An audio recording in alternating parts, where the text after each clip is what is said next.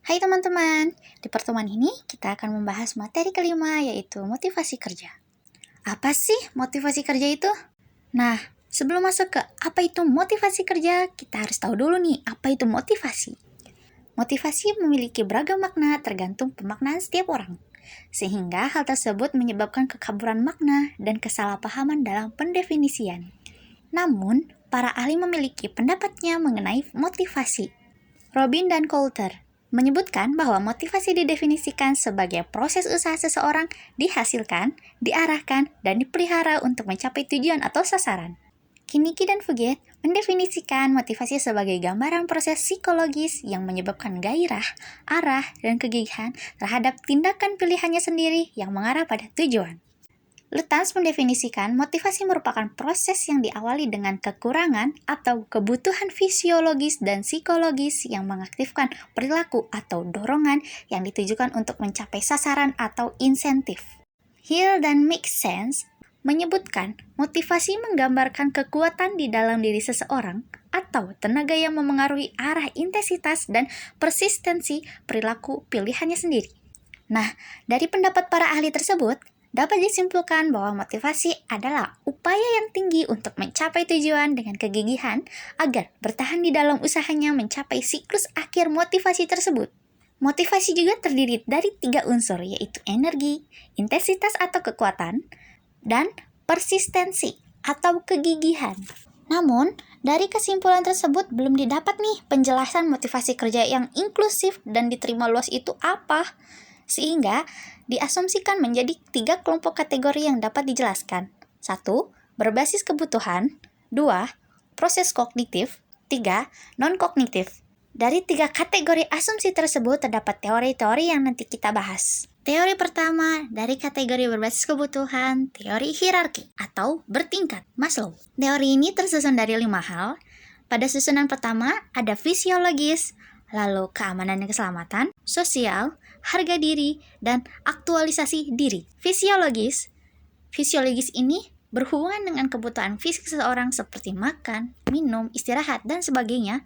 Jika kebutuhan tersebut sudah terpenuhi, maka akan naik ke susunan berikutnya. Keamanan dan keselamatan.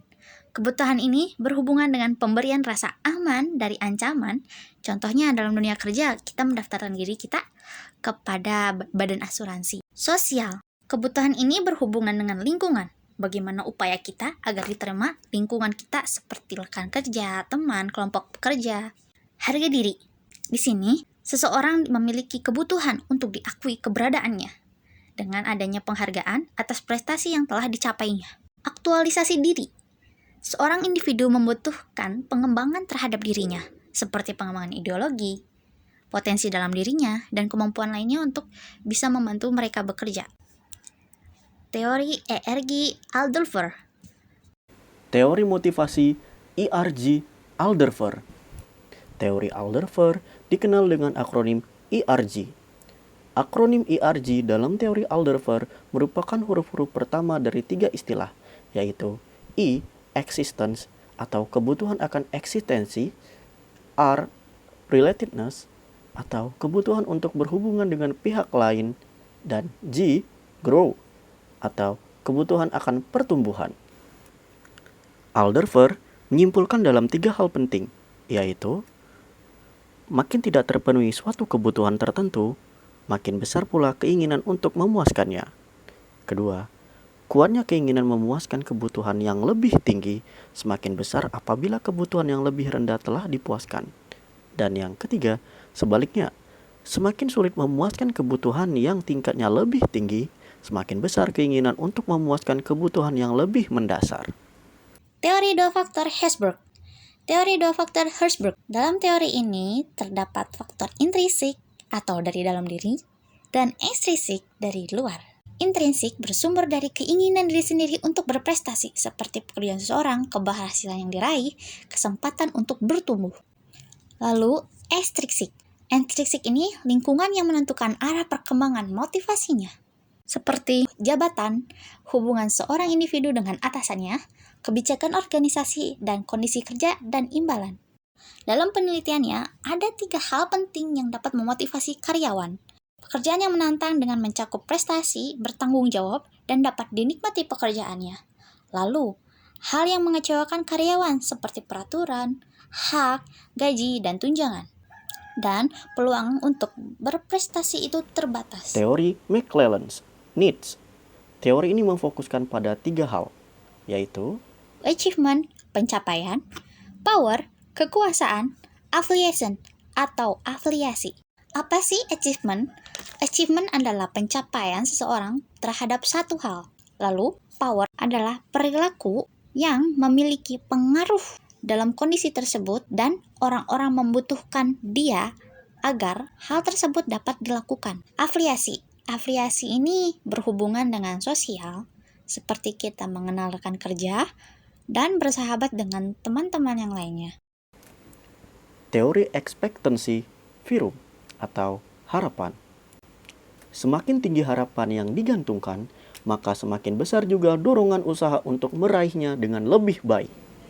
Teori motivasi ini bergantung pada harapan yang dimiliki. Semakin tinggi harapan yang dimiliki, maka akan semakin lebih baik juga dalam meraihnya.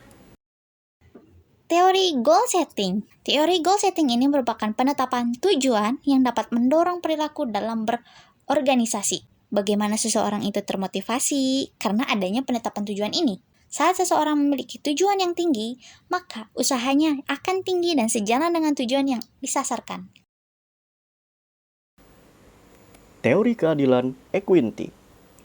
Manusia akan termotivasi berkinerja lebih baik jika diperlakukan dengan adil. Manusia menyenangi hal-hal yang adil. Teori menyatakan bahwa individu akan membandingkan inputan dan outputan orang lain dengan pekerjaan mereka, kemudian akan menghapuskan ketidakadilan. Contoh terapan. Di dunia perkuliahan, dosen memberikan penilaian terhadap setiap sikap mahasiswa. Jika mahasiswa tersebut berusaha dengan baik, maka dosen tersebut akan memberikan nilai yang baik. Namun, berbeda cerita jika usaha yang dikeluarkan salah satu mahasiswa tidak sama, namun outputannya sama, maka mahasiswa tersebut merasa tidak adil dan akan membandingkan usaha yang telah ia keluarkan dengan hasil yang telah dia dapat. 6 pilihan dalam mempersepsikan ketidakadilan. Yang pertama, mengubah inputan. Kedua, mengubah outputan. Ketiga, mengubah persepsi diri. Keempat, mengubah persepsi tentang orang lain. Yang kelima, mengubah perbandingan. Dan yang terakhir, keenam, meninggalkan situasi. Namun, jika seseorang tersebut memiliki persepsi adil, maka orang tersebut memelihara keadaannya. Teori penguatan. Reinforcement. Teori ini berdasarkan atas pengalaman. Sesuatu yang terjadi di masa lalu mendorong seseorang untuk melakukan hal yang sama atau memperbaikinya. Contoh, pengalaman baik. Jika seseorang itu bekerja dengan giat, maka seorang atasan akan memberikan dia kenaikan jabatan dan gaji yang tinggi. Namun, jika dia mendapatkan pengalaman buruk seperti pekerjaannya tidak benar, maka atasan tersebut akan memberikan teguran kepada orang tersebut. Sehingga orang tersebut termotivasi untuk memperbaiki. Begitulah penjelasan dari materi kelima, motivasi kerja. Terima kasih semuanya.